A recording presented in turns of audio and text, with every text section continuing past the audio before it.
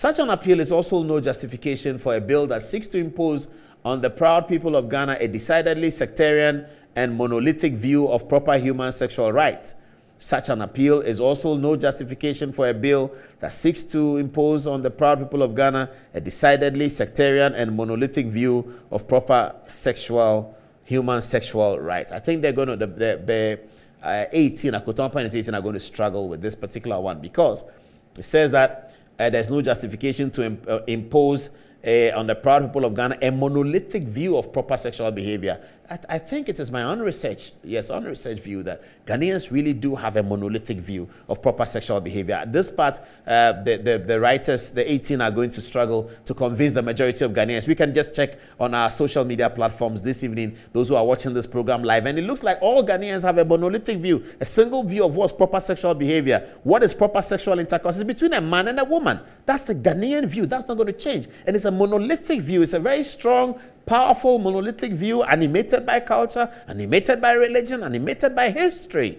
That's not going to change. So yes, it's true. Ghanaians, and perhaps majority of the people in the world, have a monolithic view about proper sexual behavior. It's a man and a woman. It's not a woman and a woman. It's not a man and a man. It's not a man and an animal. It's not a woman and an animal. It's not a man and a tree. That's all of that will be considered as improper sexual behavior. That's how to be seen by me, by other Ghanaians, by many people. So reading through this, much as it's very well written, Ghanaians are going to struggle with this part of the argument, because truly there is a monolithic view of proper sexual behavior. Okay, let's move on. In the first place, it is Ghanaian LGBT persons who are fighting for social tolerance and acceptance, having suffered in the obscurity of darkness and social exclusion for years. Secondly, it is simply not true that LGBT tendencies and inclinations are foreign to Ghanaian or African culture. That's very curious. This is very, very curious. The Professor Adom-Otchere and her people are telling us that it is not true that LGBT tendencies and inclinations are foreign to Ghanaian culture. So the point they are making is that LGBT inclinations have been part of Ghanaian culture.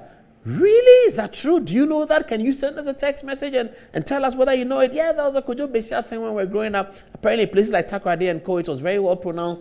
So they are using that point to say that, look, you're talking about Ghanaian culture. Forget about Ghanaian culture. The LGBT thing is part of your culture. It's not foreign. It's not alien. I disagree with this part, but I don't know what you think. Let's deal with it. Send us a text message on it. So these are two important aspects. The Kwesi Prempeh one and the Adom-Otchere one. Let's move on.